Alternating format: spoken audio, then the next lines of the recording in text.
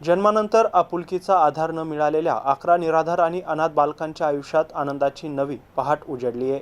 श्री कुलस्वामिनी शिक्षण प्रसारक मंडळ संचलित अंकुर शिशुगृह यांच्या माध्यमातून बालकांना प्रेमळ कुटुंबाचा आधार मिळाला आहे। नुकताच संस्थेच्या अंकुर शिशुगृहात पार पडलेला दत्तक हस्तांतरण सोहळा अत्यंत भावनिक वातावरणात संपन्न झाला आहे।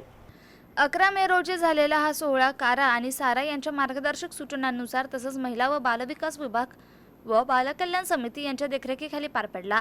कायदेशीर प्रक्रिया पूर्ण करून संस्थेतील 11वे बाळ नवीन बालकांच्या स्वाधीन करण्यात आले।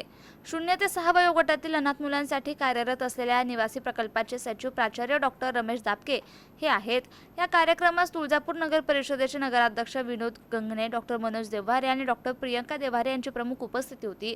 बालकांचे हस्तांतर करताना उपस्थितांचे डोळे पाणावले। यावेळी बोलताना विनोद गंगणे म्हणाले, निराधार बालकांना सुरक्षित भविष्य मिळताना पाहणं ही अत्यंत समाधानाची बाब आहे। अंकुर शिशुगृह समाजासाठी प्रेरणादायी कार्य करत आहे।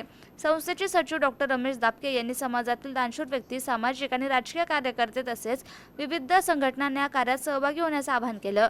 या बालकांचं संगोपन ही केवळ संस्थेची नव्हे तर संपूर्ण समाजाची जबाबदारी आहे असं ते म्हणाले।